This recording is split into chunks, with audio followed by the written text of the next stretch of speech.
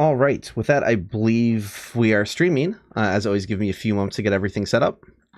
Hello, Hop Pocket. How's it going? Hello, I'm here. I'm ready to look at yet more rectangles. Yeah, hell yeah. I'm very excited for this. The first stream went very well. Yeah, I was genuinely surprised by how much we found in the first stream. Yes.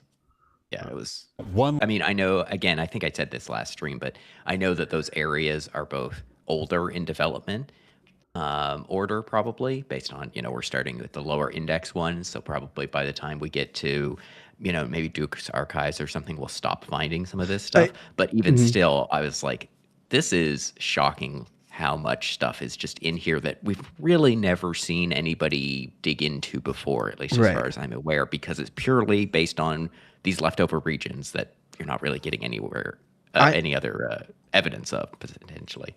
I wonder if we are going to get to, like, because the last map we're going to do will be the Undead Asylum. And I'm, like, wondering, like, obviously they would have had to iterate on the Asylum a lot as, like, the area. But I don't know. It feels really polished to me that I feel like we're not going to find anything there. I don't know. There's something so, like, focused about the tutorial area that I feel like there's probably nothing there.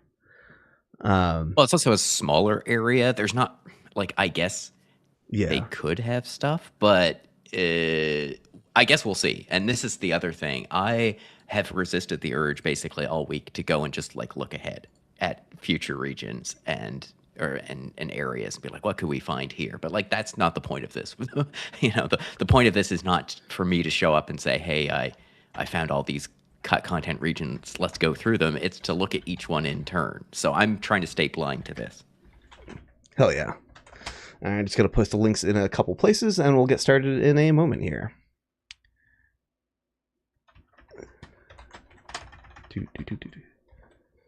Hello Daybreaker and hello Keeper. Yeah, I'm having a good Sunday so far. It's a nice day here, so.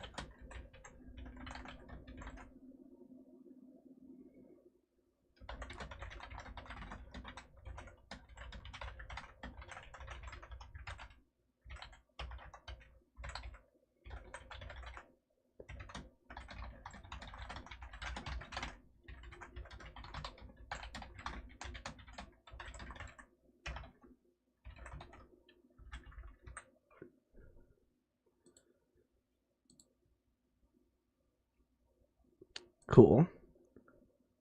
I was just like, how am I wording my Blue Sky post advertising? I said we discovered some content that I think was probably previously unknown. Definitely at least to the general player base. Let's see what else we can find. So that's my little pitch for the stream. Because that's how I like to word that. I can say that, like, we learned about or we discovered 100%, like, extremely likely some other modder has seen some of these before and it's kind of like, huh, what's that? Like, it would not shock me at all if some of the things we're finding that, like, two people in the Dark Souls modding Discord have, like, added each other about it before, like there could easily be some 3-year-old post in the Discord being like, hey, what's this weird little region here? And then just, like, no one else really, like, talked about it. But at least it's fair to say that we're discovering this relative to popular cut content, right? Like, there's not this hasn't really, I don't think there's YouTube videos about some of the stuff we found yet. So yeah, I think it's also because these things are almost always just the region or maybe just the region and the event.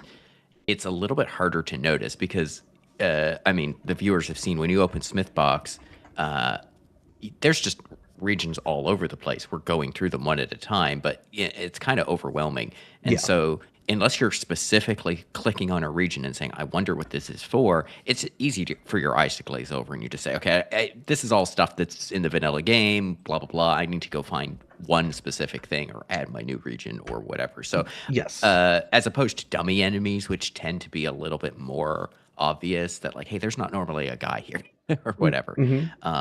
So yeah, I do think people have probably come across them in passing. But yeah, certainly they were new to me, and I do try and keep some tabs on what people are saying in the Discord after all. So cool. Yeah, I think it's potentially the case that more stuff will show up in future maps. Hell yeah. Hell yeah. All right. I think I have basically everything where I want it to be. Wait, no, I don't want Discord there. I want OBS there, and I've got chat up on the second monitor. Uh, do, do, do, do. So yeah, hello to Plumberto, Wolmu, Loop, Jader, Who the Dog. Hello everyone, Keeper Dace. Yeah, so I think what we wanted to start off with though actually is, I believe you had a follow-up on some things that we kind of looked at but didn't fully understand. So what would you like me to hunt down here in the depths as a review? Well, you can. I think I put my cursor in the document on the Sure. the first one. So if you want to scroll down to that, this is unfortunately the first one you're starting with doesn't actually have a region that we were able to find in game because it's the one at the origin that is of 0 size. So maybe not the best one to start on, but I'm just going in order here. Oh yeah. So yeah, we had one here that was at coordinates 000 XYZ coordinates. So we don't even know, and we couldn't see anything when I flew up there. So yeah, what's the deal with this? Yeah, so again, it's not mentioned in any scripts anywhere or anything like that, so I can't prove this, but I think this might be a consequence of us starting with this specific map that we didn't realize what this is for. Because if you think about when we got to Taurus and Gargoyles, they do have this equivalent region. And that's what made me realize it, is that those regions are named similarly. Because in those fights, they have this battle start area versus what we call this this entrance region, which is the one right below it, because they needed to do 2 different things. One of which comes right after the fog gate, always, and it's responsible for computing the buffs and stuff, kicking out invaders and so on. And then there's another region that starts a cutscene, or in the case of Taurus Demon, actually starts the fight proper, brings up the boss health bar and everything. And so I think that this unused region is one of those, but Gaping doesn't need one, right? Because as soon as you walk through the fog gate, it plays the cutscene. So they just reused, they combined it into one region. And so unlike some of these other regions that got left where they are or just outright deleted that we can't see anymore, I think they just threw this one over at the origin and made it of size 0. So potentially representing not necessarily knowing if you would walk through that fog and the fight would start immediately, or if you wander into the room a little further and then the cutscene would start, which doesn't exist in the current game, of course. But yeah, I think that's potentially what that is for. I think that's named in a corresponding way to these other events that we ended up looking at later. Gotcha. And just as a funny thing here, I decided to fly up to those, or teleport to those coordinates again, 000, relative to the depths. Puts us, you can see down there Capra Demon's room in the distance. You can see where we are relative to the Undead Burg. What's kind of funny is this puts us not far at all from this, which, did I talk about this in my Out of Bounds video, or I've talked about it in some video, which yes, you did mention this. Yeah, this is the grass. This is missing plants from the Capra Demon's boss room. If you haven't, there used to be more plants in there. In some video, I modded them back to into the boss room to change the coordinates. But if you actually go into the Capra Demon's boss room, look at the front half of the room. There's no swaying grass and stuff. Maybe they did that on purpose to help visually declutter the room a little bit, because you're like, oh shit, you're getting rushed by dogs instantly, and like, we need a bit more openness instead of a room full of like plants. But it's just, yeah, there's more grass to the boss room just floating off in the distance over here. Very funny. Let me get back in the depths down here. But yeah, I think this is another point of evidence, potentially, that if they don't necessarily know that they're getting rid of something right away, they just move it to 000.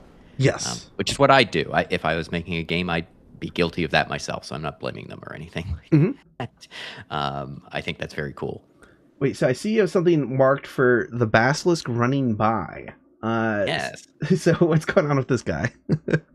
So I took a second look at this because I was trying to figure out what this basilisk running by home position, because Oh, we yes, that's what didn't that know is. what it was for. Yeah. So I wanted to see, is it used anywhere in the AI? And in doing so, I realized that the first event region isn't used either. And I know people hold are on. gonna find that weird because you demonstrated it, but it does a distance check. It's a It does distance 9 check. meters. You gotta So be kidding.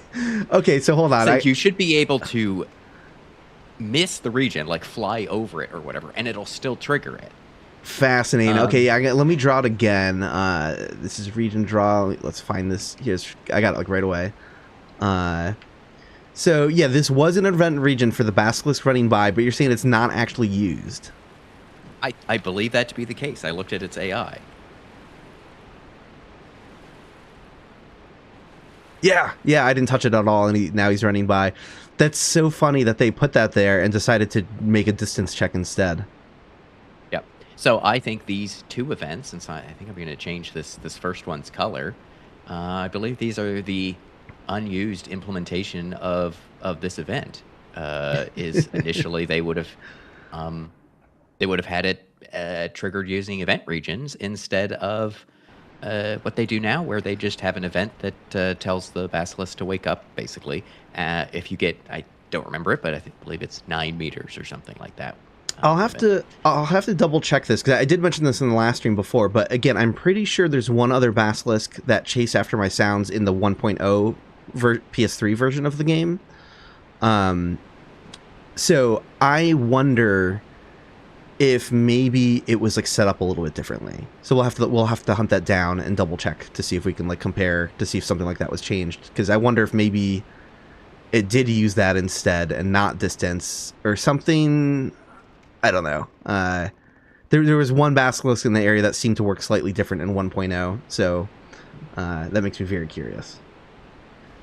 If that trigger does nothing, why leave it there? Well, that's kind of the point of this stream, is that they routinely do this. And I don't think it's... they don't necessarily intend to leave it there. They're just not necessarily sure if they want to do it that way. And then it gets forgotten, or maybe they decide, well, let's leave it here in case we want to go back to it. And they don't end up making that decision. It's not particularly like computationally expensive to just like leave a region in there, especially if there's no event tied to it. Yeah. So it just takes up a few bytes, basically. So it's kind of not something that they are really super concerned with cleaning up. They don't expect us to come in here and do this, after all. Right.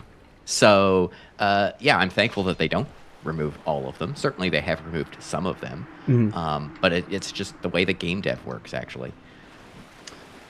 Excellent. And did we have more depth stuff to review? Let me check my list. Yes, the other one in the depths was the Big Rat Observe regions. I went and looked up what they do. Scroll down to that. That's these guys. That's these guys. Can I get this? Here we go.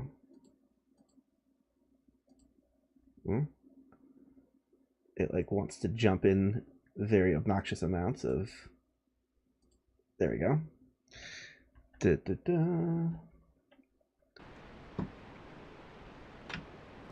Let's see. Let's go. Yeah, let's go. We found a bunch of regions surrounding the giant rat, and that surprised me a little bit, because it's kind of like, why wouldn't they just use like normal aggro parameters? But it could be maybe they didn't want him trying to chase you down the slide. Like, what did you figure out about these regions that box in the giant rat? Yeah, so basically there's these 3 turn back regions. And if you are in one of these regions, then the rat is restricted on how far away it can get from this return position region right in the center of the basically where it spawns, essentially. So I think it can only get 5 or 6 meters or something from that, and then it will be, it's as part of its AI, will be instructed to essentially turn back around and not chase you down, essentially. So the only one that I think we demonstrated this in the previous stream, where if you're hiding in the tunnel, the rat sort of runs away from you if you try and get it to chase, and that's the AI doing that. The one thing that I do find weird is the one in the shortcut stairs. This first one, right? Because the rat can't reach you there. I don't know how you could possibly end up with the rat chasing you down. Yeah, I don't know if maybe if they initially weren't sure what the collision would be like for the iron bars, maybe. Like maybe I think the other thing is potentially if you have a way to lure the rat, or if there was going to, as you said, like maybe a small opening here that the player can't necessarily get through, but maybe the rat would have tried to attack you through, or maybe the bars weren't here at all. Who knows? Right. Maybe the what I'm thinking is like maybe they were concerned if the bar's low collision was going to be like the high collision, like so if it was not going to be a solid wall that the enemy like maybe the rat. They were worried the rat would see you through the bars, which is not how it works in the end, because we have, and I can demonstrate that again. I talked about that in my invisible walls video, but if I go to hit instructions, so this is the high collision of the bars, which is what projectiles impact. So you can shoot arrows between the bars, but it's a little jank. And actually, I showed some examples of like, it doesn't always match the shape of the bars exactly either, 100%. But the actual low collision is just a giant sheet that covers it entirely. So that's why the rat can't see you through it. But if they didn't know that while they were designing the level, maybe they were worried that the rat would see you in here and like aggro in funny ways. Just a guess. Yeah, that is strange, but that event. I'll highlight that region again too. Where was that? This one's also interesting because it extends partially down the stairs to some extent, I think, or maybe I'm getting that wrong. No, that sounds right. And maybe that's just a consequence of what all they wanted to encapsulate in this, but I think that's a potential oddity, right? Like, look how far it extends down the stairs. It like that's pretty strange. So I was thinking like, well, maybe it's something to where if those bars weren't there, if there was a hole in them, you don't necessarily want the rat bumping up against the door trying to chase the player into the door area. So if they get it all within this area or coming back up the quote unquote shortcut, I guess it wouldn't be too much of a shortcut at that point. Then maybe that's where you tell the rat to back off and go back to its home position. I'm not so sure about this one, but I do think this potentially reflects some different way of handling this small area, at least, even if the rest of it's not particularly interesting. With it just tells the rat to back off if you run away from it in a direction that shouldn't follow you, really. Right. Cool. And did we have anything else to review in the depths? That is it for the depths. And then for the undead Burg, we just have a couple. Okay. I'm going to scroll down the undead Burg. Undead Burg, I wanted to highlight the initial position thing, this thing where Griggs and everybody was getting warped around. Yeah, let me head on over there. This isn't about this in particular, but we might as well have something on the stream so people can look at it. Absolutely. And let's get things updated here, because I realized I couldn't see chat this whole time, not in the correct way. Every now and again, chat decides to stop like auto scrolling. Like it's only once in a blue moon. I've noticed that even when I'm like watching a VOD or something like that has chat, if you leave the window in a certain way, it stops auto scrolling. It stops auto scrolling. Yeah. So I'm like, which is not a problem on Twitch. I think YouTube is like needs to step up its game in some way. Yeah. Carl in chat asked, is Loser Ball actually a vagrant? Yes, I am. This is my true form. All right, gonna head to the Undead Burg. Going to make myself invincible once again. And event draw. Well, let me just go down to Griggs, and that'll be easier to draw that way. I realized we have the numbers up on the screen, but sometimes it's just faster to like mindlessly mash through. I think this is an instance where all of these internal names were in English. You could probably just scroll down the list and be, oh, that one's the warping one. But So funny thing is I just aggroed Griggs by accident because to explain to chat, I have a debug dash turned on, and to clip through walls, you have to press R2, which is strong attack. That's how you temporarily disable collision with debug dash, as you press R2. So I just R2'd right into Griggs. Not that it matters at all in this debug encounter, and I have NPC like aggro turned off basically, whatever. So, but he is technically aggroed right now. And let's find this region. Oh yeah, it was like the top thing, right? Yeah.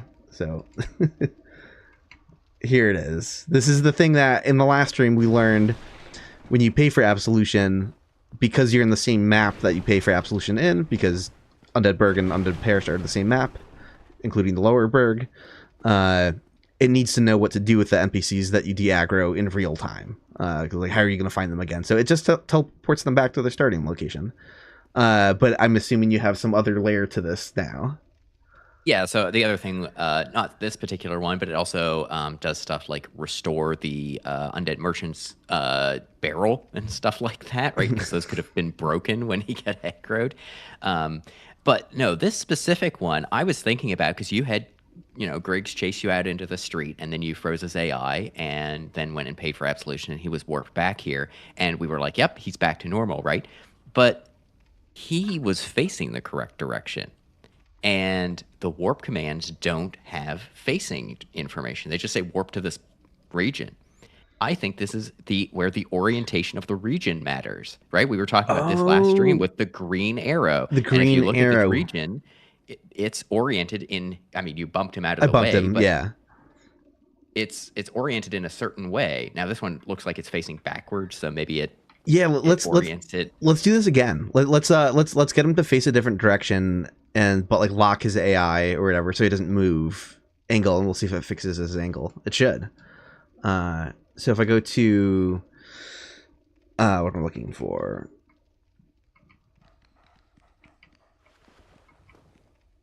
well, let's get him facing a different direction. Okay, so now he is clearly. Don't turn to. Here, can I get him to? There we go. This should be the last he sees me. In this direction. Let me just see how this looks with free cam. Oh, he de-rendered. Well, what I can do is I can look at his angle. Let's pull him up again, and I'll actually pull up the correct NPC last time because I screwed it up in the last stream. So he is character 3. So we go to character basic info, angle.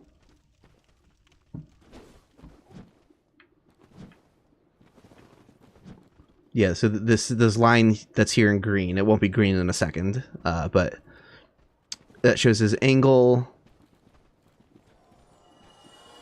At like, X is negative 0.17, Y is negative 43.47. Something died. Hopefully it wasn't Griggs with me doing my shenanigans here.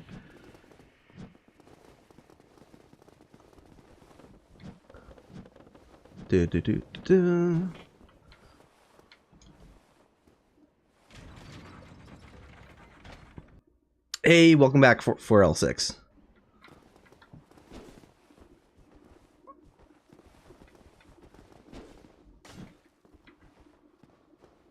Greeting. I'm Thomas. Okay, let's see if these numbers change in real time, or maybe we'll have to go down to like load him again. But we'll see. We'll just keep an eye on them. Oh yeah, the angle instantly changed back to normal. Yeah. Yeah, so if people were paying attention, his position and his angle would have instantly updated there. It's kind of interesting because you can also see it happen. I think I was watching the VOD correctly last time and also this time. It happens before the animation actually plays, right? Like it's as soon as the game knows that you have done the absolution, it will, it doesn't need to wait for the animation or anything like that. It doesn't care that like, oh, you have to pray, and it's like, no, who cares? It's going to do it instantly. So yeah, that's cool. That's very cool. Yeah, because you're saying just teleporting him to his starting location wouldn't have angle data. Right, like how would it know which way to face him? It's not saying go back to your start position as though you were freely, initially spawned. It's saying go back to this go box. to this point. Well, Yeah. how does it know which way to face him?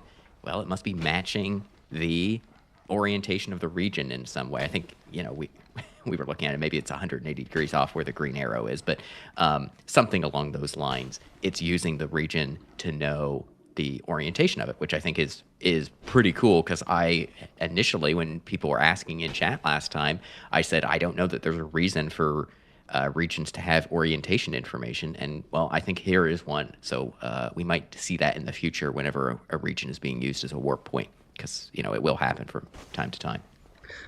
Completely unrelated to what you're saying, this dog is poking its head through the door, and I've been attacking so many times, certain I would kill it through the door, and somehow none of these attacks are landing. I don't get it.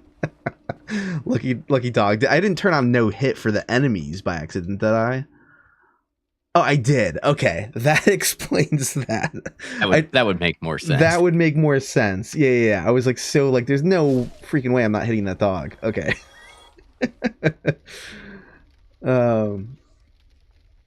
Padjo says Carl Jerem produced an interesting architectural conundrum to us today on today's stream. Apparently you are at the same time a wall and a pillar. Ah, thank you. Pillar of the Dark Souls community. Thank you. That's funny. And did we have anything else to catch up on in the Burg? The other one was the one-way door. I looked into the one-way door because we were a little bit confused about the one-way door. I thought we could show off maybe something cool about it. Yeah. Let's see where that was. I don't remember where that number is. Oh, you've got it highlighted. 391. Yeah, I put my cursor on it. Yeah, so what we kind of learned in the last stream is that one-way doors are a little more cursed than I could have comprehended, where you're given like a buff when standing in a certain region that allows you to open the door. Yeah, that's right.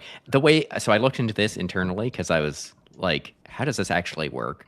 And it basically, the door has some information associated with it.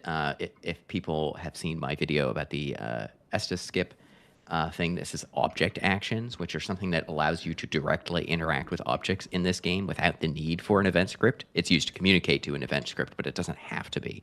And they are typically set up such that they're looking for an event flag or owning a certain item, right, like a key, to know if you can interact with the door. But they can also be set up to know if they should be looking for essentially a virtual key, the buff that you get here.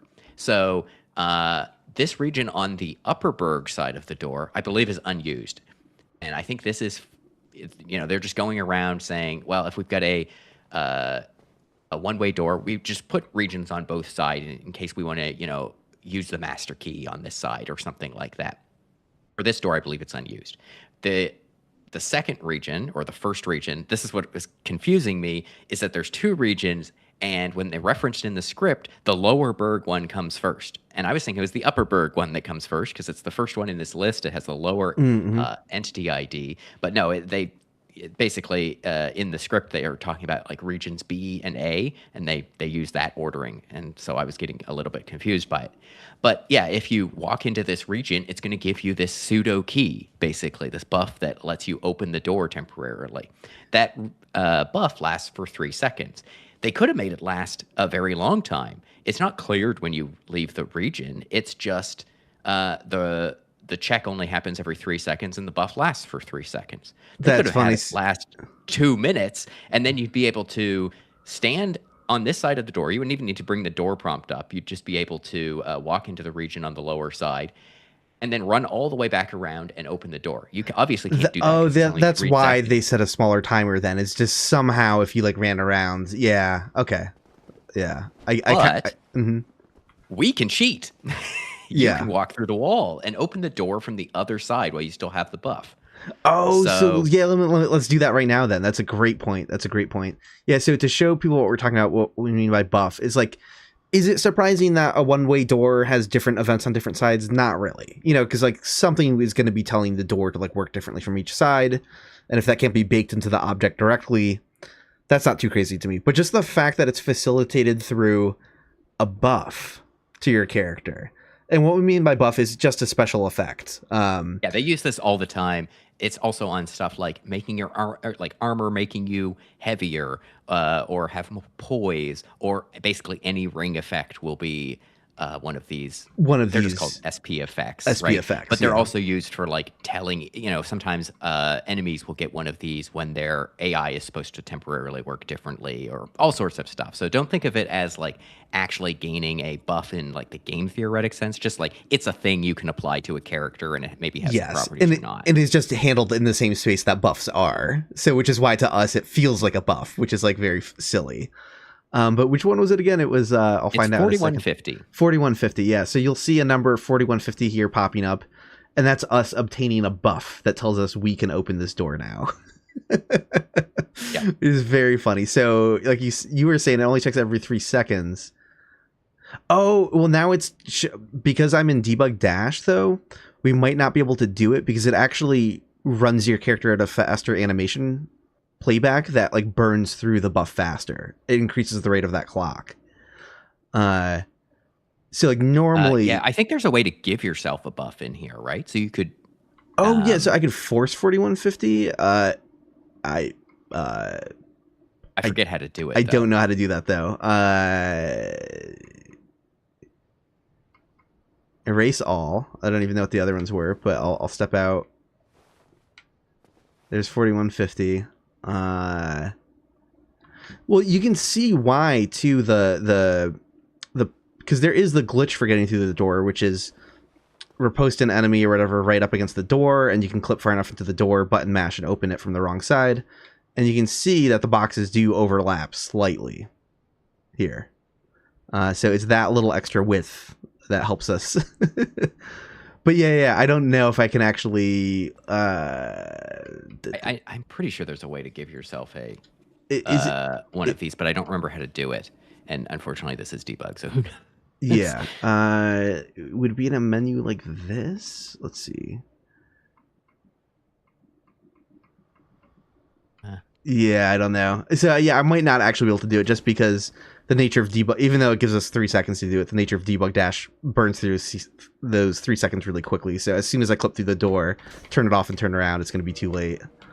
Yeah, that's unfortunate. Yeah, but if I could disable collision, you know what though? Hold on, I can do that with well, I just fall through the map. I can do it with whatchamacallit, gadget. Yes. So let me do that. We're gonna hear window sound. I know people aren't going to be like insanely impressed by this. No, but it's neat to me. But I think it's cool. I think it's cool to demonstrate that the object itself does not have any idea about what side you're on when you attempt to open it. So what they don't have that functionality at all. So I think I have to. Do I have? Make sure you disable gravity first. That's what I'm saying. I'm like, where the hell is the menu for that? I'm looking at cheats in DSR gadget. Is that under miscellaneous? No, cheats. Unlimited. No, I don't think that it's in cheats. Actually, maybe it is. Yeah, it's on the player tab, like the first tab, and then at the bottom there's gravity. Gravity and collision. So get rid of gravity, get rid of collision. No, I wanted. I what? Hold on. Everything's gone wrong.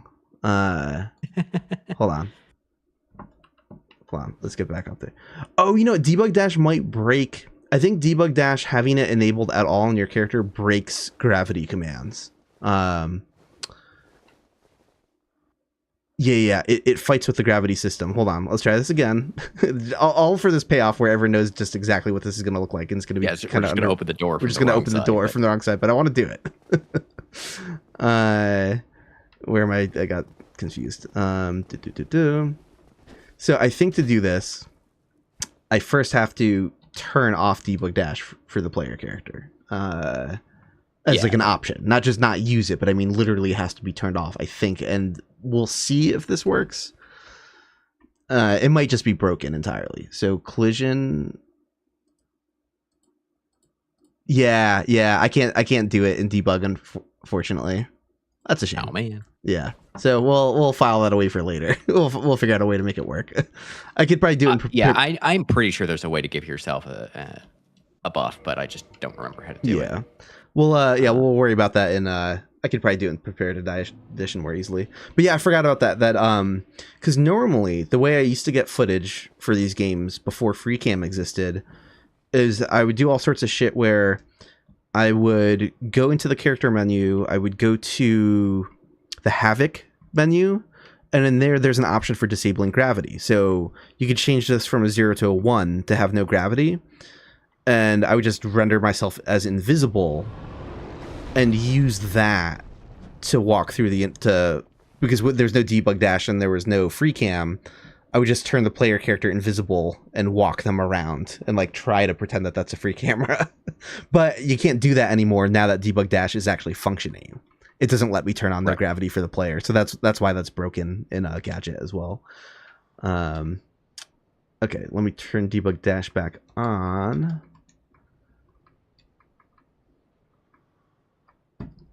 And cool. Anything else to look at in the Burg? That was everything. That was everything?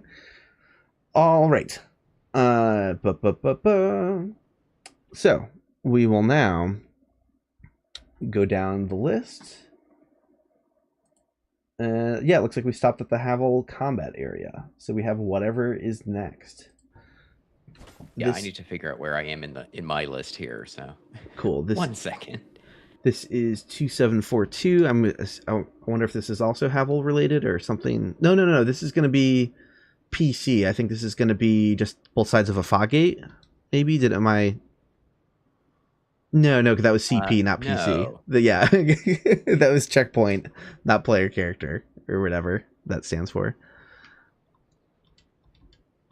This is in the Taurus area. Okay, cool. Region draw. 2742.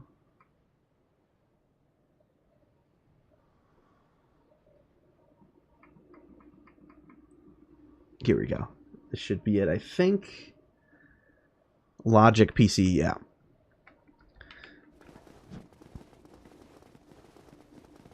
No, did I make myself invincible again? I gotta remember to do that, otherwise I'm gonna walk into a kill plane inevitably. Yeah, there we go. Oh, okay, so it's the whole boss room, basically. Yeah, and if you turn on the next region, 4L is saying that it is the upper area. So this is almost certainly for Taurus's AI to decide where it should be following you. That's right, because it needs special instructions to know to make the jump up to the roof. That makes sense. So if I go back to event...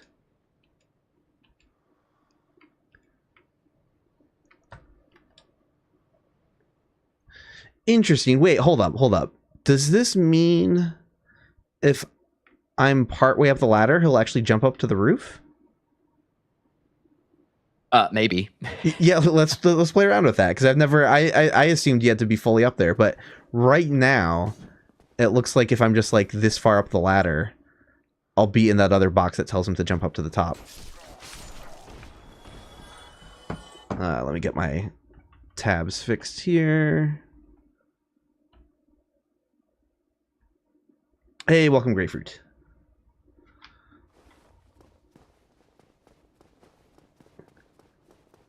And by the way, I forgot to reach out for our L6, but I did want to mention that like I'm super appreciative of all of your translation help. So after this stream, if you want to exchange contact info, like we can get you on the dock if you want to just like start filling out stuff in the translated name field yourself.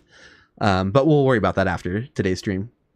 No pressure if not, if you're just happy to volunteer the information in chat, but yeah, that's huge. So let me turn on his AI again. I should just bring up a second instance for this sort of thing. Let's see, move this down here and bring up event stuff up here.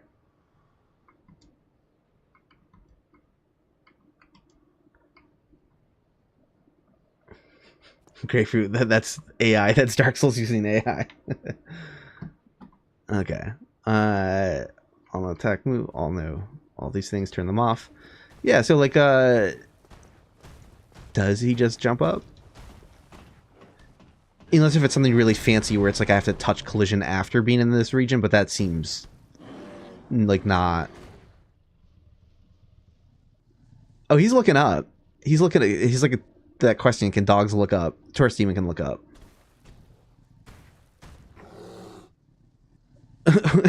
What is he doing? I hope I didn't break any enemy AI stuff with the way I've been turning it on and off, but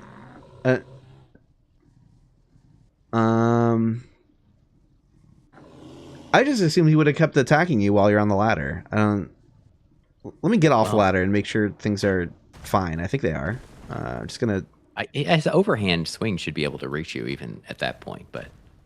Yeah, all no attack, all no move are turned off. I do have no hit turned on me, but that's not going to affect the enemy's behavior.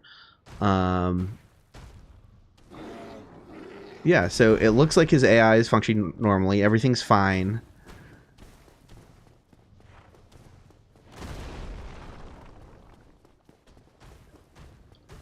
It might just be the next thing in the list is. Let's see.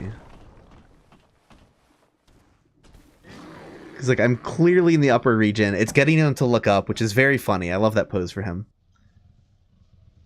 There we go. I've never watched his jump from that angle. That's fun. Oh, that's cool. Yeah, this would end quite poorly for us on the ladder. I'm pretty sure his jump up would have hit me as well. Yeah, I might have not been. Like, I wonder what the lowest on the ladder you can be is to make that happen. There you go, he jumped back down. So, let's see from what rung can we make him. It's interesting because again, visually, it looks like we're entirely in the upper box here. It might be using the base of your feet as the because I know that's how a lot of stuff is. Even then, we have because let me yeah let me undraw the bridge box. Oh, did I not? Oops. 2742 was it? I know I'm a bunch of other lower numbers that I have to account for, but here we go. So we'll get rid of the one on the. So yeah, this is the only one that should matter, and it's like we are firmly within that space. It was so fascinating to me. So if that's not enough, I should get out of free cam. Can break enemy AI though, so let me just get out of that.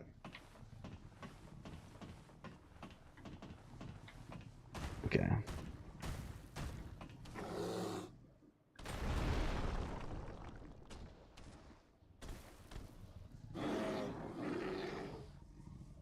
One idea is maybe he doesn't jump if you're in both boxes. Oh, that could be it. Maybe. If it's conflicting.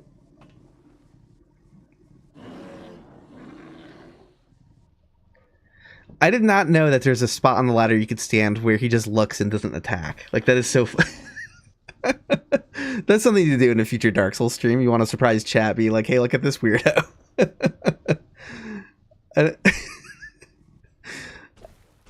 Oh, this is great. I'm glad we double checked that this is a very funny first thing to find getting started. Again, it's nothing remarkable. It doesn't affect anything.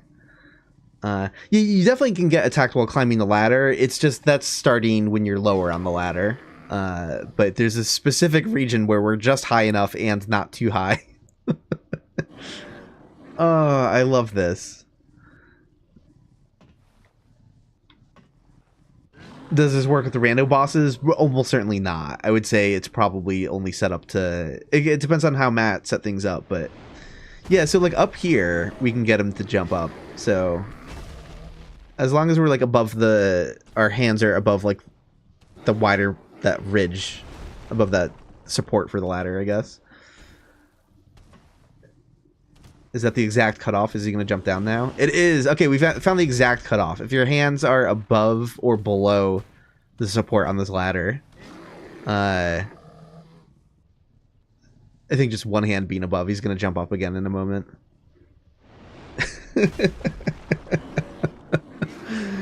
Can you drop fire bombs from there? You can't. Yeah, there's no rope. You can't really use items on ladders in Dark Souls 1. And there's no rope fire bombs in Dark Souls 1 either. I wish. Well, that's lovely. Yeah, I had no idea. So you wanna break Taurus demon for some funsies during a fight. Just climb up to this support on the ladder, but don't go above it. And he will just look up. And it's a bit of a range, too. I think if we're, like, one lower, like, he's still not going to attack, I don't think. So you don't have to be, like... There's a few... I think there's several rungs where this happens. Yeah, I don't necessarily profess to understand how this AI is working, but it's checking if you're in one region and he's in the other, or vice versa, before deciding to get him to do something. I thought this was event mediated at some point, but it might not be. But yeah, in chat, someone was asking what's the lowest you can go, and this is too low. So it looks like being lined with like these this kind of support ridges for the top of the tower. He's attacking me, and he would be hitting me. Just a reminder, I have no hit turned on for my character, so that's the only reason I'm not getting pulverized on the ladder. Oh yeah, that definitely hit me. But I think as soon as I'm above that, though, I think now that I'm like, that's where he gives up. Love that for the Taurus demon. That's great. Okay, Matt is saying that it's gonna, when it does the jump, it's gonna lock him into certain positions so that the animation works. So probably the next couple regions are going to be the jump off points, like where it's going to put him for the animation to start. Oh, cool. Yeah, let me undraw these boxes. What should we call this? Taurus demon. Oh, he should be jumping now, though. Why did he get confused? I'm high enough, but who knows?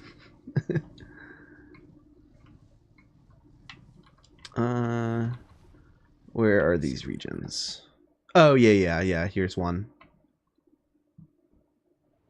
Yeah, that's clearly exactly what that is, and also it has that angle on the box, which, yeah. I broke him. I could have broke him going in and out of free cam, to be honest, though.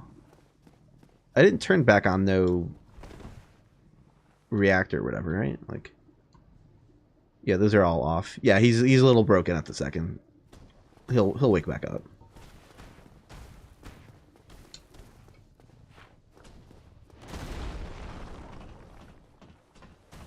So again, as long as my hands are like above this part of the ladder, so we're above the base of these supports for the thing, yeah, and not above this rung either. So we have like 3 rungs on the ladder basically. There's 3 rungs where the Taurus demon just looks up. He stops attacking you and doesn't jump up either. That's great.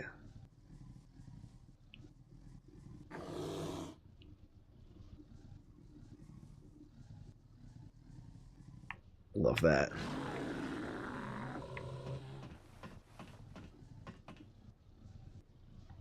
I will say one of these is kind of weird. Huh. Yeah, so we have, this is 2740 or whatever is this box up top. Let's get him to jump back down. I love that I know the exact points on the ladder now for messing with the Taurus demon, because that is not something I would have ever paid close attention to before. You're always just rushing to get up the ladder when you run away from him, so.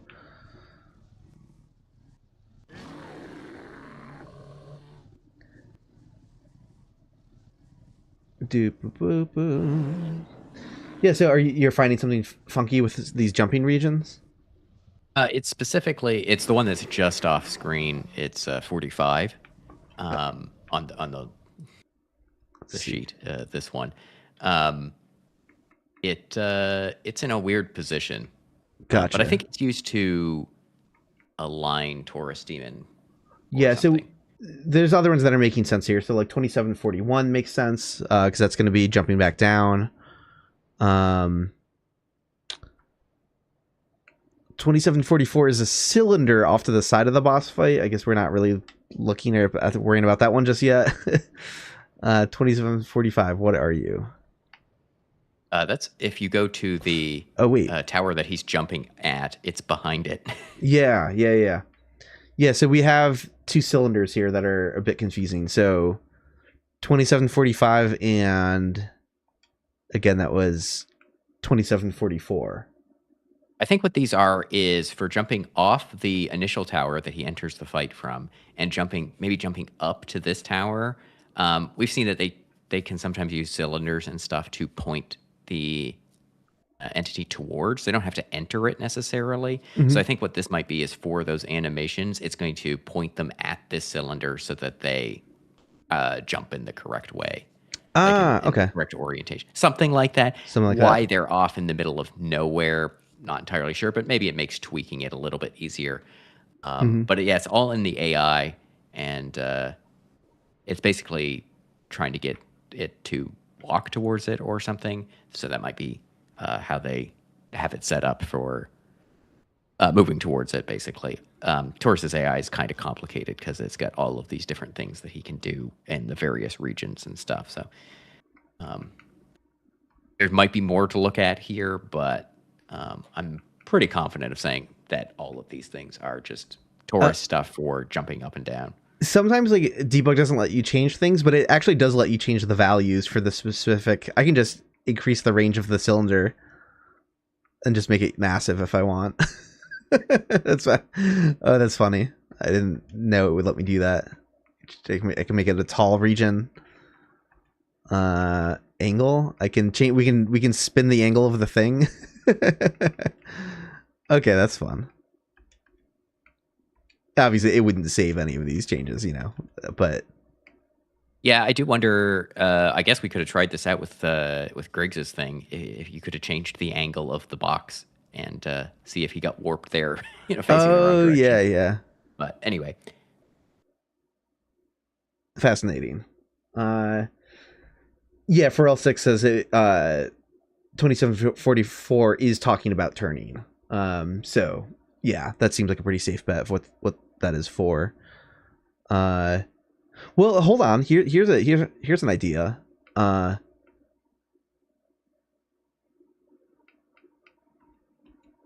Oh, but it won't let me change the coordinates. Yeah, I was thinking that, but I don't think you can do Oh, that. wait, no, I think I can. Oh, let's fucking go. Let's see. Can we break his jump? Oh, this will be fun. I don't know if it'll actually reflect, because there's some weird stuff when you move objects like this way in debug. Like you change the coordinates, it doesn't really change. I think their hit doesn't move with the. Oh yeah, he's facing the wrong way. Oh, he still did it because the baked-in animation. Interesting. So he still knew where to go, but he was. I think it might be. He was orienting him towards the destination thing, the one on the top of the tower. But when he's standing there looking at you, yeah, he was looking in its direction. Hold on, let's really break his jump though, because let me move the box that he jumps to, as well. I think this will just be silly. This is a good development for testing things in here, learning that we can mess with these things. Yes, absolutely. This rules. Which was the jump to one again? Forgetting which is which in here. What do I have? I have too many boxes. The one on top is 40, I believe. 40. Yeah. Let's get him to jump to his death.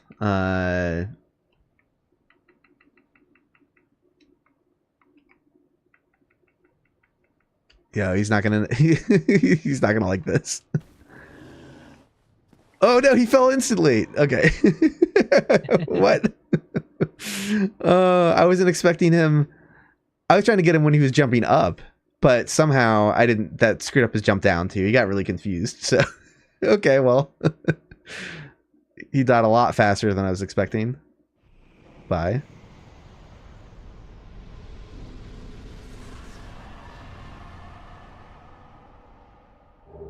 New Dark Souls challenge run is defeat enemies by messing with unconventional debug parameters. Oh boy. Okay. That's fun. All right, so I'd say we got those figured out.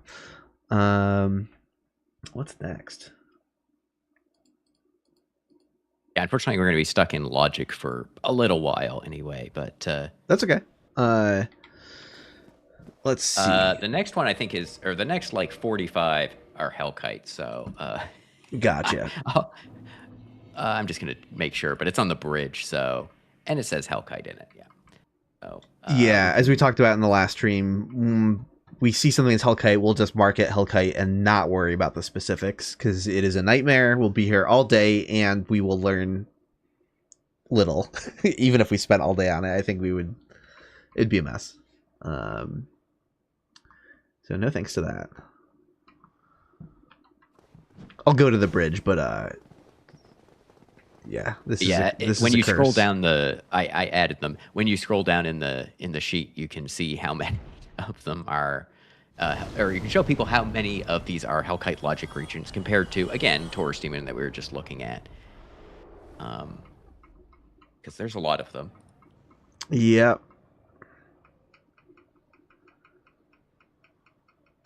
Too many even. Oh, and I think I was still in vents. I wasn't even in logic. Wait, hold on. You're an event. Yeah. I meant in the sheet itself. Oh yeah. But where were we? It starts at like 2760. Yes. Here we go. Yeah, I was looking at the wrong. So there were all those other boxes earlier in the list, but now there's a bunch more up on the bridge again. Yeah, so the event ones are going to be for event scripts to tell Hellkite where you are, where it is, etc. And then the logic ones are going to be used by Hellkite's AI to then augment that so it knows where to attack and these other types of things. So it's just super complicated. Yeah. Yeah, we can just skip past all of them. 2776. Did I skip past it? All right, here it is. Yeah, this one is in the church. Okay. I'm going to get my windows pulled up again. Yeah, this is doing this stream is going to be the thing that pushes me to get a third monitor because this is like struggling to look at so many things at once here.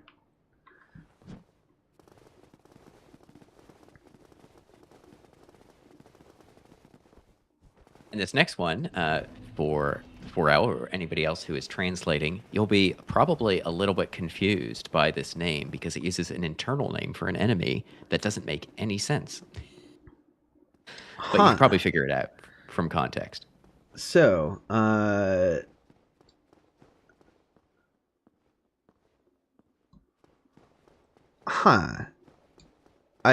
don't know what this is going to be for. This is. You'll have to scroll the sheet down so people. Oh can see yes. Yeah. Thank you.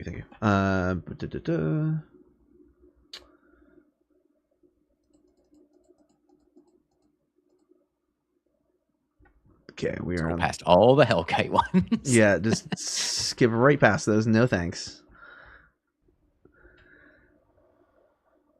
Yeah, so we have this here. I don't know if the channeler would use this in some way. I don't remember what the channeler's internal name is though, so I wouldn't know if there's anything funky going on. Yeah, what is this? Yeah, so the prefix there is Fortnite D. That's because that is the channeler's internal name is Fortnite D. Yeah. Because internally, the channeler is one of the four knights of Gwyn. Yep. So yeah, as soon as you just said Fortnite, I was like, wait a second, I do remember now. Yeah, it's very confusing. I was like, what? It's one of those things where you see when you're first poking around, you're just like, what the hell is that? And then when you realize it's the channeler, you're like, I guess. Yeah. So my Google Translate says this is area to target with gunfire from the second floor. I assume there's a little bit being lost in translation there. Gunfire. But I think we can guess what that means. Yeah, that's great. Yeah, it's just like shoots or something. Hell yeah. Interesting that's like, because channelers tend to have really large eye distance value set. Yeah, we looked at this in a different stream, which was a speed run. And I looked it up, and it was 200 meters for the ones outside of Duke's. Yeah. So I don't understand. Maybe that's just a backup if you're using stealth. Or there's some reason that they just really wanted him to be shooting at you here from. But yeah, no, normally he'd be able to see you anyway, I believe. Yeah. Unfortunately for the logic ones, I got to go decompile their AI, which takes a second. I'm going to double check and just like reset the bonfire and turn on enemy aggro again.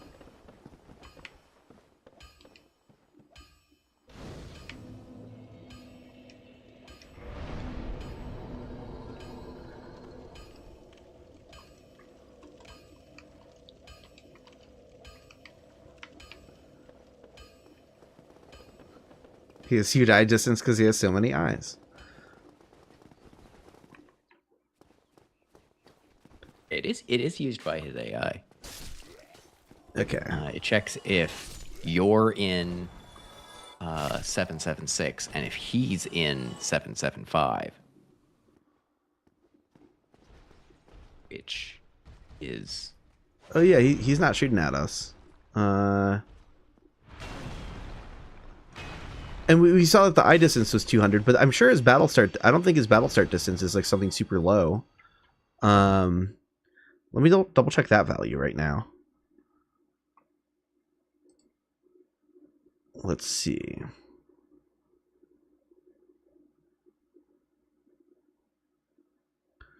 Let's open up Smith box. Sure, Matt. You can send that over, I guess. So I don't have to open up each one.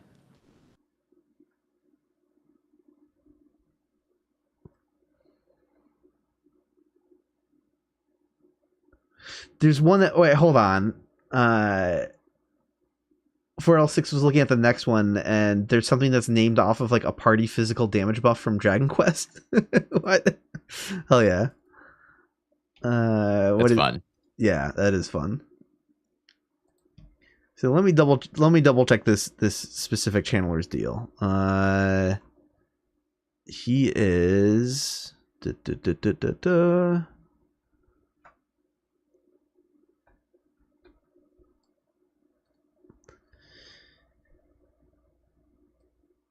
he is properties. He is NPC think param. Oh, he's just a basic channeler. So I think that's we're going to find.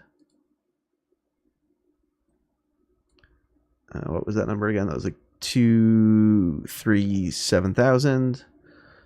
And okay, so eye distance is okay. So his eye distance is only 40 meters, but 40 meters is plenty. We are way closer than 40 meters to him right now. What is his battle start distance? That is the first thing. 30 meters. I think we're within 30 meters of him though. So it's like, are they requiring us being in this region? I think so.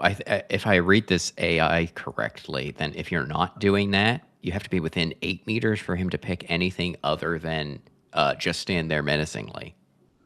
Interesting. As long as you're within the church. I think we'll see some of the other regions, but it's like if he's in 775, which I think is the upper area, and you're in the 777, which I imagine is just the entire lower area, but I haven't checked that. Then yeah, he's just gonna stand there. Interesting. I think so his AI presumably is running. It's just not having him do anything. Yeah. I mean, I could double check to make sure he's not like in a null state. So that would be under 2730. Where is he? Yeah, he's here. Let's go to his AI.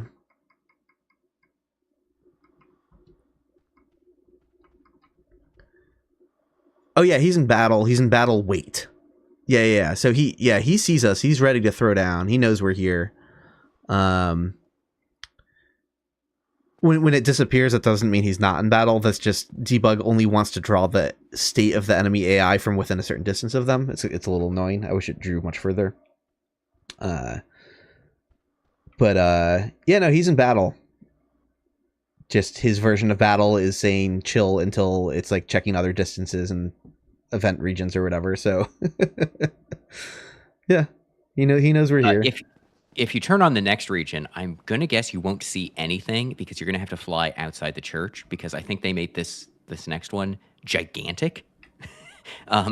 Even though I imagine it's only supposed to encompass like the church, I think they made it really large for some reason. So let's see what we got here. It's going to be kind of hard to see exactly what it is enclosing, but I think it's just the entirety of the. Oh, this huge one. Yeah. Oh yeah. We've got just the whole parish church and surrounding areas, and I don't know why they made it this large, but I guess they wanted to just be like, okay, if the channeler is in this, if you're in anywhere in this area, the channeler needs to at least be considered to have its AI active for this purpose. Oh wow, yeah, it turns pretty. Yeah, that could have been more localized to the building, but it also doesn't hurt anything. There's no way you can get the channeler that far, but anyway. Yeah. Huh. That's fun. That's silly. But yeah, this one is basically used to tell if the channeler is in the area that it should be doing these special actions, like standing still. Well, if you're in this other one, which is odd. Oh yeah, and the next box is more localized to the building itself. That's pretty interesting. Although, yeah, it's more focused on the second floor. Yeah. And which makes sense because his behavior, he's more willing to like chase down the hallway at you. So I'm not surprised that there's like different behavior for the second floor. Yeah. That cool. Yeah, I don't think there's too much here in terms of anything particularly exciting. Yeah, we can look closer at specifics if we wanted to later, but it's just we know it's look at that, there's actual draw distance on that piece of level geometry. But yeah, there's we just know it's channeler stuff. Okay. I'm good with that. Hey, welcome, Jisoo. Do some names, so oh wait, 775 is cast buff area though, so hold on. That's the one I have on right now. So that's the...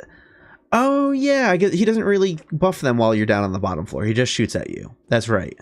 And then you go up and that's when you... 775, okay, yeah, cool. Yeah. So we can find like the exact point where he'll decide to start buffing enemies, which is going up the staircase, I'd imagine. Wait, I didn't see... Oh, I didn't see it though because it clips through the wall. Like from behind, right? Yeah, it's much bigger. I'd have to... Yeah, it's like wider than what we're in, so it's hard to see actually, but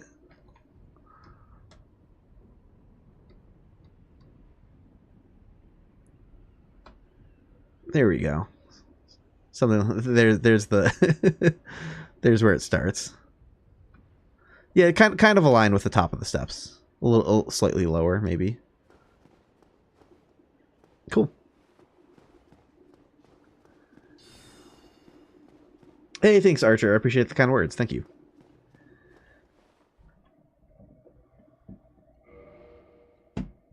Well, I called it combat area, but it's... Or else says it's just wait area. Yeah, you could call it like... Yeah, wait area. Let's say active area. Combat area. Waiting. Yeah, combat area waiting. I don't know. It's used in the AI, so whatever. Cool. Yeah, I'm happy with that. That's great. What is next on the list? We have gargoyles are back on the roof. Gotcha. Gargoyles. I can't see the number there from this. Oh, at 2781. Okay. Yeah. We're up on this damned roof again. Let's see. Oh, wait. What is that? Yeah, I was kind of wrong. It's not technically the gargoyle. Is this for telling an NPC who walks through the fog gate where to initially go or something like that? Yeah, it looks like it. I don't really want to look at his AI because NPC AI I really don't look at. Yeah, it seems like a mess. But it looks like this one and the next one are both for, like, this first one is where he should, like, initially point to as he comes through the fog gate or something. And then the second one, I think, is a big region that indicates, like, where the entrance is, probably so he doesn't, like, go back to it or block your path or something. Here, I'm going to summon him and walk through and just kind of see where he likes to... Oh, I should have moved it to a weird spot first, actually. We don't want to walk Solaire off the roof. I'm going to... That is going to be the next summoning attempt is... Now that you've discovered the power of moving the event regions, you're going to be, like, so evil. Well, I mean, he follows you because he's a co-op partner. So that didn't really... It's just like the moment of walking through the fog gate that... Yeah, maybe it, like... I was going to say points at him towards it, but I really shouldn't even do that. Huh. Hey, welcome TJ90. Yeah, let me try fucking with it though. See if we can notice anything funny about they don't let you resummon an NPC instantly, do they?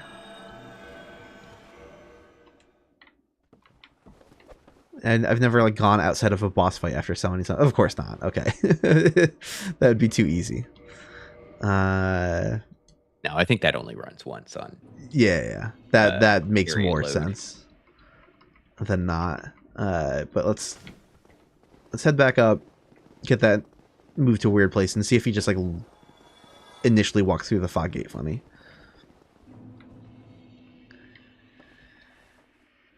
NPC AI isn't like super terrible, but I have to go find the NPC's ID and then look at it. And usually it's a little bit more complicated because, especially for modding reasons, the normal enemies, like non-human like NPCs, they just say like, I'm going to execute this attack. So you can just go look up that animation very easily in like Animation Studio. But human like NPCs basically say like, do an R1. So then you have to go figure out, well, what weapon are they using and what animation does that correspond to? And sometimes that can be irritating. So this doesn't help narrow things down for testing purposes as smartly, but it does increase our chances of funny crap happening, which is I'm going to move both of these boxes at the same time. Both of the 2780 and whatever the other one is. So let's just... let's move them off the roof. And hopefully funny crap happens. Oops. Like, I mean, this is the fun thing about modding or using debug or anything. You can just be like, I need to, like, this is my favorite thing to do when trying to figure out a file format is, and I know this sounds completely unrelated, but just break something. Just do something and see what happens if you break it, and maybe you'll learn something from that. Exactly. So, the best way is not to try and make it work correctly or like, oh, let's like mildly tweak this. It's let's completely, change all these numbers to be 10 times what they are, or something like that. To be very obvious, something has changed. Yeah, for L6 says 780 just says boss entrance surrounding, so no clue about behavior, like what this is actually going to do. Like, is he just going to follow me instantly? Is he going to be a good co-op someone? Or are we going to see him do some weird...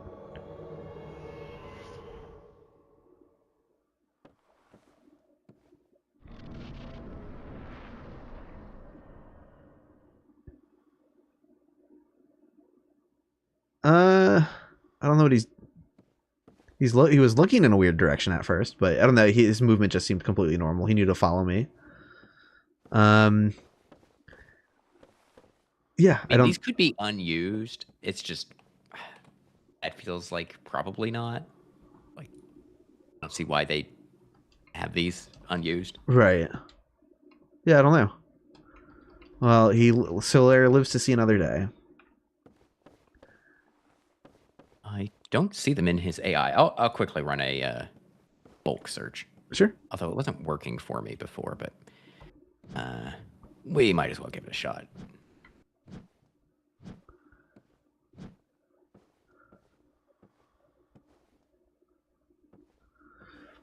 It's at the cutscene trigger. We did see that in the past stream. The cutscene trigger is a little bit further into the room. I can draw that again. Oh, and it was a cylinder. It was the cylinder again. I remember now. Yeah. There was some people I believe this is the one cutscene person trigger. In the comments on the previous VOD were wondering about this unused pillar, small pillar region in the center of the church roof that we couldn't figure out, like, is it using it to spawn the gargoyle or something, or the second gargoyle? And that shouldn't be the case. The way that they, like, when you come back into the fight after the cutscene has played, like, say you quit out and come in again, the gargoyle is just sitting in the center of the roof by default. Like, if no events were working, that's where you'd find the gargoyle. It's specifically the start of the fight has an event that disables the gargoyle and then moves it out of the way and then has it jump down and everything. So when you come back in the second time, it kind of just leaves everything alone. So it doesn't need that region specifically for that, but it does suggest maybe at some point they were planning on using that region to warp the gargoyle there or something. One thing I didn't think, because again, I was really expecting the cutscene trigger for the gargoyle boss fight to be like a thin rectangle that just stretched across the whole width of the roof rather than this large gigantic cylinder, which means the cutscene should start if I just walk in from the opposite end of the boss room. Yeah. And of course it shows me in the wrong place during the cutscene, but I'm going to teleport right back to where I was. Yeah. That's funny. That's very funny. You guys can duke it out or whatever you want to do. Oh, I forgot that I can't, and I always button mash in a way that, like, muscle memory is wrong, and I try changing the resolution by accident. What's happening there? Oh, yeah, because I'm trying to mash to quit game, and then the option's grayed out, so I wind up in the wrong place. Fine, we'll kill the gargoyle.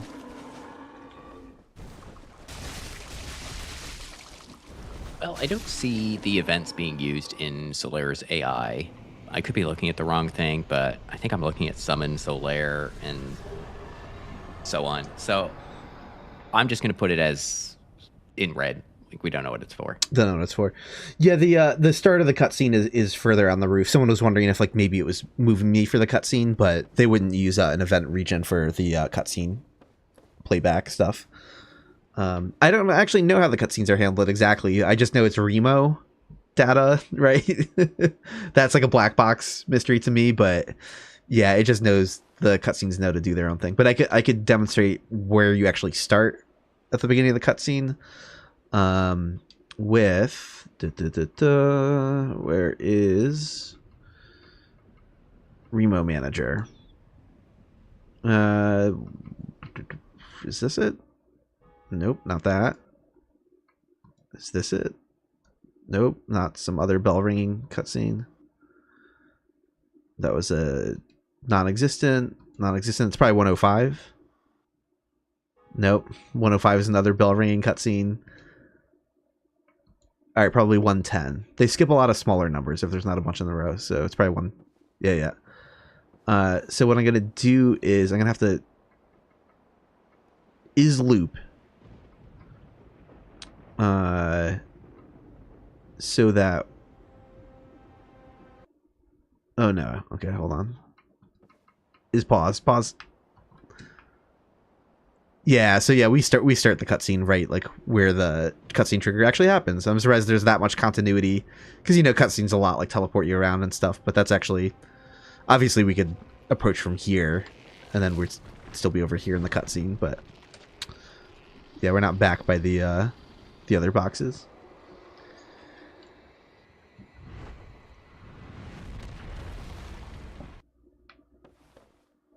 Oh, someone asked actually a great question in the chat, which EAFay96 says, "What is an event region?" Hot Pocket, how would you describe what an event region is broadly? Yeah, basically it's just some developer specified region of the game world that then they use in this case we're looking at AI ones for right now, but in previous streams and probably in a bit we're going to go back to looking at event ones. Basically it's just something that some portion of the game code can then check to see if you're in it, if a NPC is in it. Maybe they use it as a reference point for turning to face it or to warp you to it. Just something about, hey, this specific region of the game world is special in some way. And yeah, we're just going through and looking at them all to see what they might do, because it's not obvious. They just have a name, right? They're just a region of space. It's up to something else to figure out what they do. Right. So you have to kind of cross-correlate all these things to figure out what's exactly going on. And on that, we can just scroll down in the spreadsheet. So yeah, we'll leave a little question mark like unused by those weird little boxes by the entrance of the boss room. Let me de-render these things. I've got too much on the screen now. So let's get rid of that. And then I have to go back down to the logic where we were. I just noticed something very funny. So there's 4 that are coming up. People can see reload. The next 4. After that is approximately another 17 Hellkite regions. Love that. Yeah, I knew we didn't see them all because I was like, we kept talking about how many there were, and I'm like, that one didn't feel like that many. No. Yeah, we weren't done. So, just give a sense of how messed up Hellkite is. So the next ones are in a friend we haven't really seen in the Burg so far, which is we're over at the Prowling Demon. I knew you were about to say Titanite Demon. I knew it. Yeah. Because as soon as you said friend, we haven't looked at yet. And I'm like, we haven't been messing around with that guy at all yet. So this is 2798 under logic. I'm not scrolling down far enough.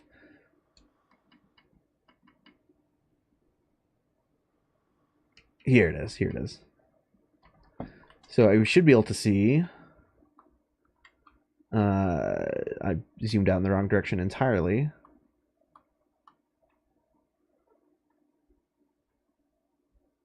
Let me just get closer to the Titanite Demon. Oh yeah, I did reload the map. I forgot, so I don't have this part of the map drawn very well. Okay.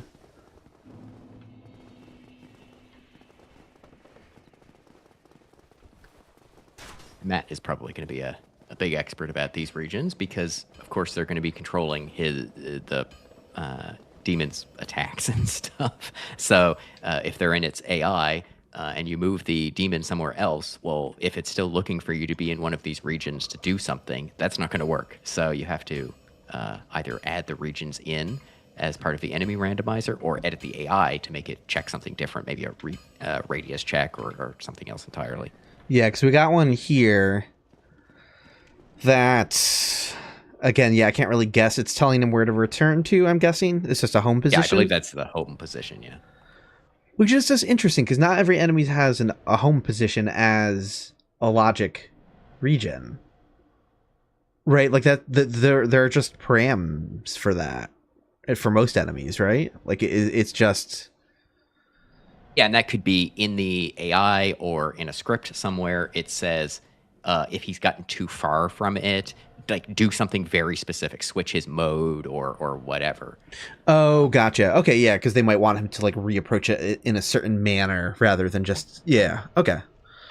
I don't know. I'm looking at his AI right now, so we'll see. Yeah, because I was gonna say enemies don't normally need a box to say, hey, this is where you go back to.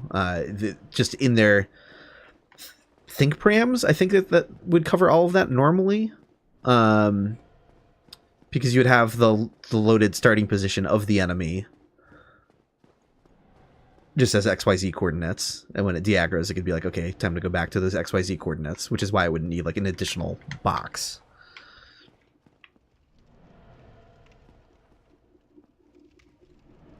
It does look, it's facing Darkroot. It's pointing at Darkroot, but I don't know what that would matter for, because he doesn't re-angle himself. The game doesn't know to turn him around if you're approaching from Darkroot, aside from his sense of smell. You approach from behind, then he does turn around because of his smell, but... Jay Dyer points out that the arrow pointed the wrong way for Griggs's, so it might be actually pointing forward, or the region might be oriented forward. Like, who knows? But yeah, I don't immediately see this referenced in its AI in the dump that Matt gave me, but that's also because there's probably a bunch of these guys. I guess I need to look what their battle ID is.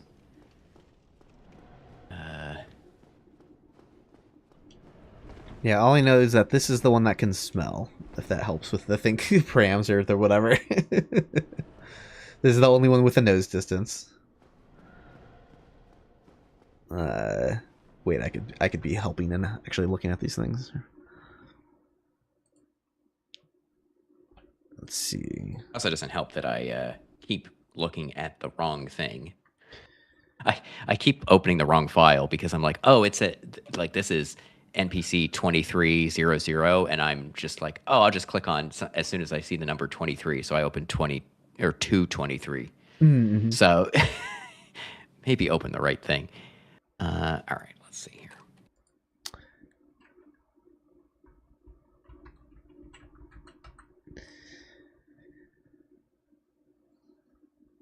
And sorry, what you were looking for, like a battle ID? No, I found it now. Oh, you found it. Okay.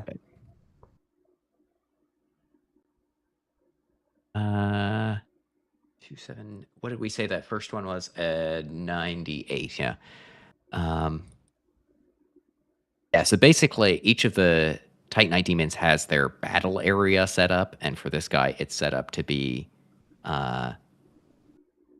the 95, and then they each have 2 shoot battle areas, which is 96 and 97 here, and then this guy has a special thing that says basically something along the lines of, yeah, it's basically just if he can't find anything else to do once he selects a random attack, just go back to the home point. So again, yeah, kind of unclear why they need to do that, but I guess it's so that if you run far enough away, it just like immediately he starts going back to the home point without you necessarily having to go through the max battle distance and stuff like that. Gotcha. So I can briefly look to see what these other regions are actually doing, but based on the name, I'm going to guess it's when he is actually engaging you versus when he is just shooting lightning at you. Gotcha. Cool. Is there a difference between battle area, shoot battle area 1 and shoot battle area 2? That is a question.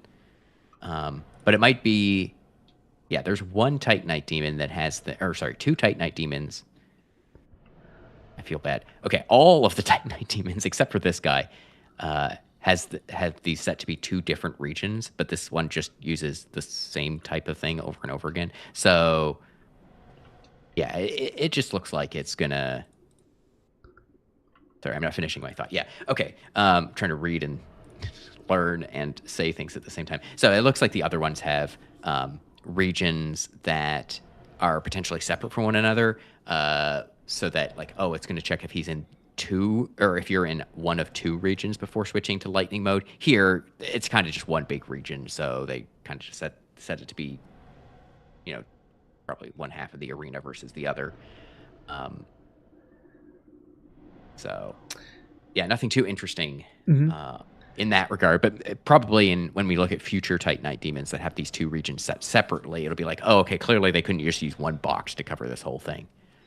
So, I did want to point out that the in chat pointed out that it's very silly that this can smell because it doesn't have a nose. But I actually did have a couple people leave comments on the last video being like a little like sort of pushing back a little bit, being like, well, you can't really call it smell. Like, sure, whatever, it's called nose distance internally, but like people were sort of brushing off as like a not serious parameter, because it's like, well, it doesn't make any sense. Like, clearly it's not really actually smell, since like headless enemies have that ability. But I'm like, no, we can't use that to really logic our way through what kind of senses enemies have, because the same would apply to all of their senses. Right, like there are headless enemies, earless enemies that can see, they can hear. We don't really question sight in the game as being quote-unquote sight. Like, if an enemy sees you with an eye distance parameter, then it saw you. Like, you can't think about worry about the logic that much. So, yeah, sometimes the nose parameter makes no sense. Like, why can dragon butts smell you? They're missing an upper torso entirely, and it's like, yeah, but enemies like that can also see you and hear you, and that equally doesn't make sense. So nose is not like an odd one out there. Yeah. Okay, let's scroll down in the spreadsheet here. 1 million Hellkite logic regions. We'll just zoom. Yeah, I added more. Now we got a bunch of -1s, so I'm just going to quickly take a look at that. But you can work on these ones. I don't know. Oh, those are. I know what those are going to be. But anyway, start taking a look at these. Actually, you'll figure it out. I think that after this set, it's going to be. That's it for this map, I think. Cool. But I'm just going to quickly check these other ones to see if there's anything interesting. So this is 101 4000.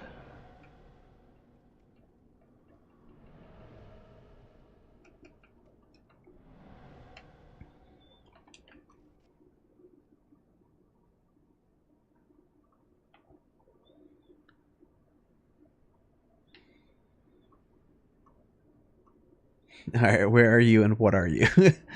What direction would I... Okay, so this is back in the Undead Burg, I believe. If I... No? Let's find out. Let's find out. It is back in the Undead Burg, and in some senses, as far back in the Undead Burg as one can go. Interesting. Yeah, I'm gonna try to fly out of bounds to it because that'll. No, I touched weird ground out here. Hold on, let's look for the. Okay, it's still over here. It's still over here. I can. Why is it that I always see instantly in free cam, but the second I'm in control of the character, I lose sight of it? Yeah. So what the hell is this? What are we doing over here?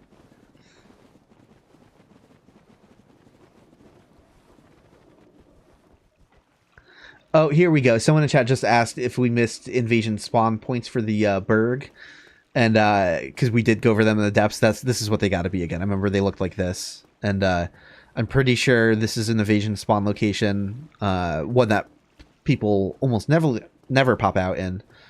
If it's the original version of the game, you would have to take your red eye orb and backtrack from the bonfire past this fog gate. And it's like, who would use the red eye orb in this chunk of the level? That's strange behavior.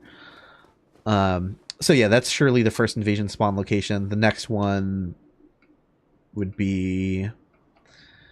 where else can you invade from in the Burg? Oh, right, yeah, right by the bonfire.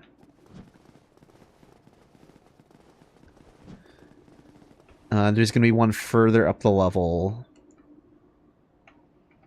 But is it by like the barrel? Flaming barrel? Isn't it in that area? I thought there was another one. Is it in the... Damn it, I died. The hell? I forgot to make myself invulnerable, I guess.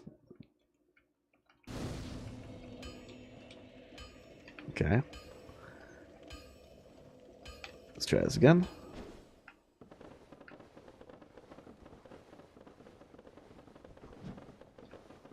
I guess I should touch the ground somewhere so I can see the level. There we go.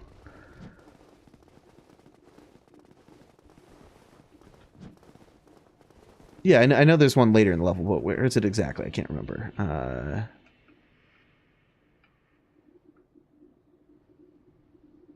Oh, and I got pushed back to the top of the list. No wonder I'm so confused.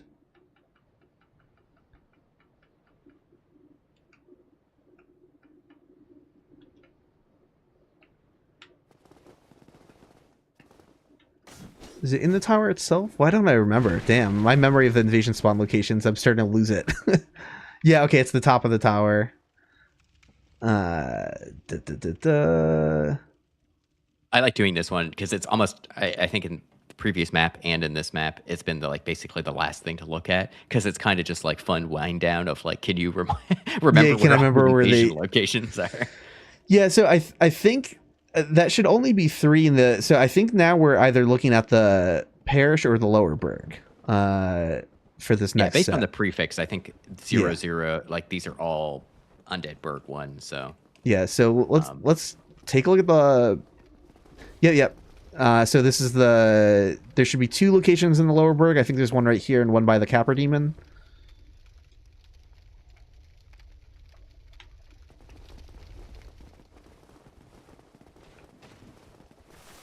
Yep. And then we're going to have on the Hellkite Bridge, which is the funniest place to troll invaders. Like, what the hell? Incredible game design. Where am I?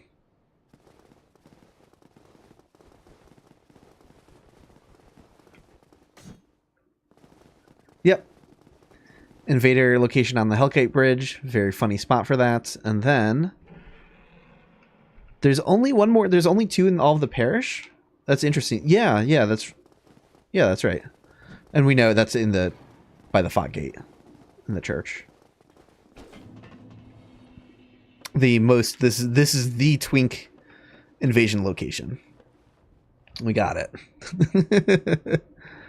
Now just to move that above a void and have invaders all fall to their deaths.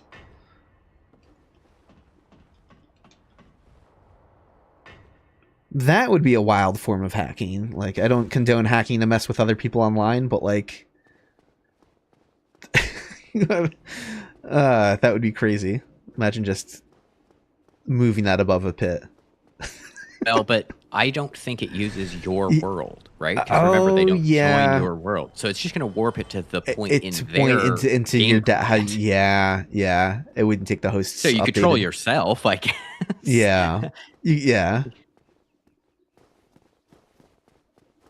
That'd be wild to think if someone had a script where they could like choose like different places to invade from or whatever. Which again, don't mess with multiplayer shit, but okay, yeah, invasion spawn locations. Yeah, so the ones that we skipped over, I skipped over the nav mesh and some of the ones that appear to direct maybe how NPCs path around in some ways. There's a bunch for Solaire, but who knows if he actually uses those or not. It's not entirely clear to me. Gotcha. And then the other stuff was there's a sound region out on Solaire's lookout point. Okay. For it doesn't really describe it, but I imagine that the music or background sound is slightly different out there. Yeah, I think it might be a little windier, maybe something like that. I can paste it in chat because Google Translate is doing a bad job of translating the internal name because it says Ohashi sound, and I don't know what that means, but anyway, I'll put it in chat. So there's that, and then there's some bird noises, I guess, in the exit to Dark Route and the exit to Sens. So yeah, there are bird noises there. And then there's a few areas with wind noise, which I didn't necessarily realize. One is the Black Knight, top of the Black Knight Tower.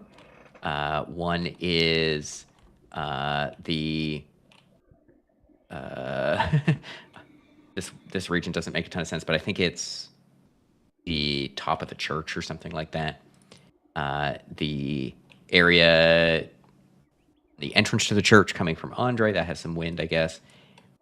Basically just a whole bunch of areas around the church from the looks of things. The top of the bell gargoyle tower, and then a small area to the side of the church. So that's cool. And then, yeah, just the various spawn points and the message locations. So that would be everything. Cool. Awesome. Someone was asking in chat, again, asking how easy is it to switch between Invader and co-op partner? Pretty trivially easy. I mean, I'll say that as someone who doesn't know, like, I'm not good at making my own cheat engine scripts, but in terms of what you would have to change, that's just two values. You would just change your team type and your character type, and then you would behave differently when you were in someone else's game, which again, don't do that, but not that like hackers who fuck with players don't already know how to do all of that stuff, because they absolutely do. But yeah, it's literally it's in my character menu. You just change character type, team type. Team type is the one that matters. Characters is for visual appearance. But yeah, the only one that actually matters is team type. So you could sort of desync things. You could be like a hostile white phantom if you kept that appearance, but changed it to a hostile team type. Yeah, so I think we're ready to go on to the next area, I guess. Yeah, Hell I'm yeah. going to quickly run and grab more water. Sure. But I will let you get the stuff loaded up. Yeah, next up is Firelink. Let's go. Let's see if I can get this. Not too much to see here, almost certainly, because Firelink is not a large map. Right. I will be right back. Sure.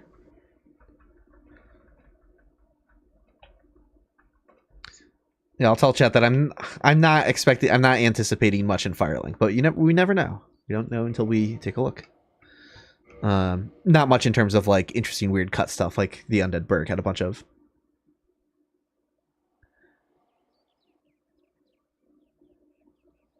You're expecting to trigger for the very perceptive hollow near the Burg bonfire. So, fun fact, Jader. So, when I started this enemy perception series, I opened up the sound video by talking about how, like, there was one thing that set me off on this quest where it was trying to understand the difference between the Ring of Fog and Hidden Body and, like, their comparative effectiveness. There was actually really two things, though. There were two mysteries that I went in with. And that, what you're referencing is the other one. Let me just go there right now so people can see what the hell I'm talking about. This hollow, it feels so weirdly perceptive.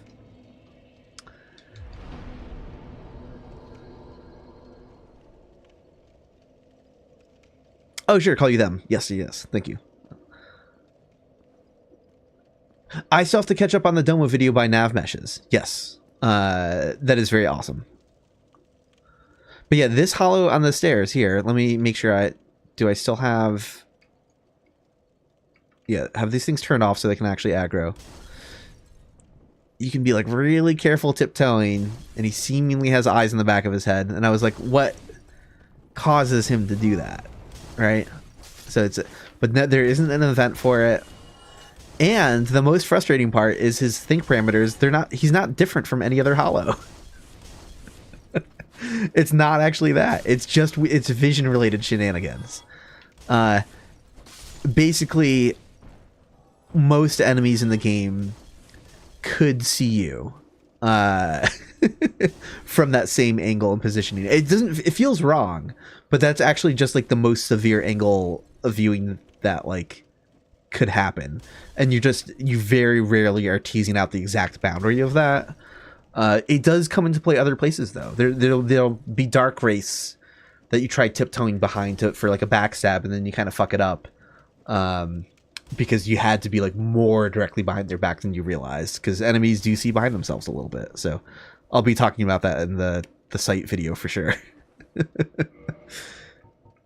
Oh yeah, this texture gap. Again, I'll ruin this for anyone in chat, but if you want to be disgusted by this mesh hole here, you can thank me later for ruining the Undead Burg.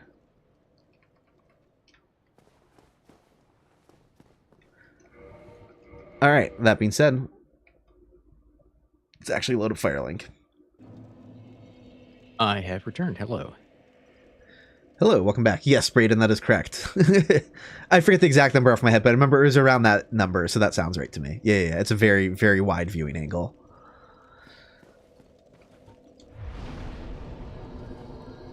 Okay.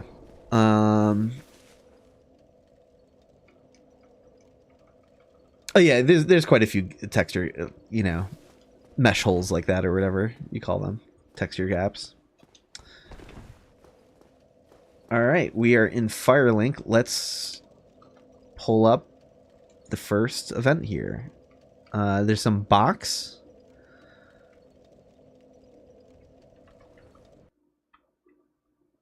Okay, here we go. It is bird related.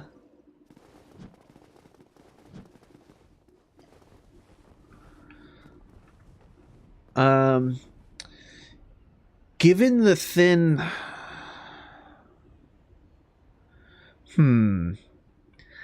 Does that have something to do with positioning the player rather than just like the interaction? I have no idea what this is for exactly. Yeah, obviously it's bird related, but I don't know. It's not in the Firelink script. However, I suspect it might be in the Asylum script. So I'm going to go check there quickly. Gotcha. Yeah, because it is. Yeah. Yeah, it's going to be the one telling us to where we land after we fly back here, I think. Yep. Yeah. So in the undead asylum script, it says play cutscene and warp player to this point. All right, hold on. Let's try to mess with that for fun. So this is 2121. So I let me just load that map first. I reloaded Firelink. Let's try that again.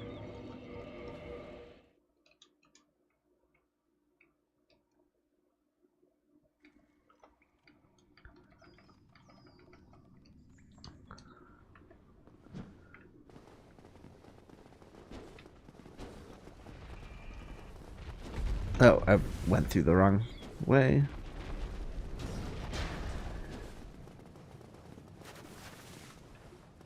Oh, wait, though, but it probably has to be the return cutscene. So here, I screwed up game progress stuff. Let's try this again. So let's go back to Firelink.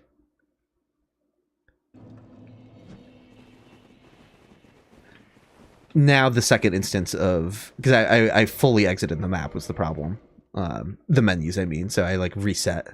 But now we're in the second version. Yeah, the Black Knight is here.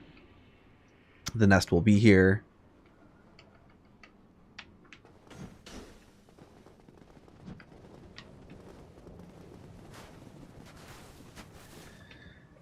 Okay, and I should be able to find the events for Firelink from here. Let's see. That is event. Draw, region draw. It's probably just going to be at the bottom. Yeah, 102. This is, again, 102... 2121. Hey, go away.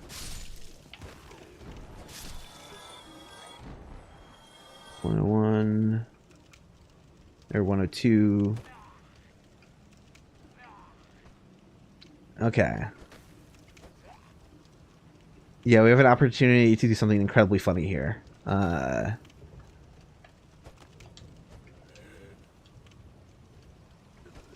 Oops, I got these kind of backwards, but that's okay. I'll put... Let's see.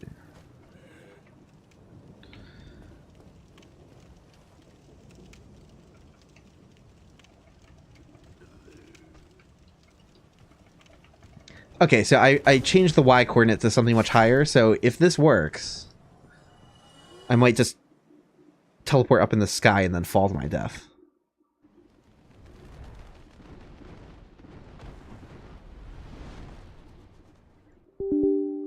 Oh, what? Oh no. It crashed the game. Yeah. That's funny. Yeah, the game was not happy about that.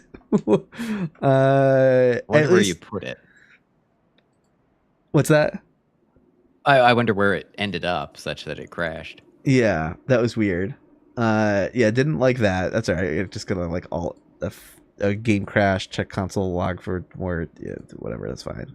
I mean, it's very possible that as part of the warp, they do a bunch of stuff like try and figure out what collision you're standing on, and so maybe the region has to intersect with an actual collision below it, and so it couldn't find it, and it crashed. You know, who knows, right? Like, we don't necessarily think about that stuff, but it probably is important. Right. Someone in chat was actually just basically saying the same thing as you were saying it as a possible reason. All right, well, we'll just fire the game back up. Ignore that.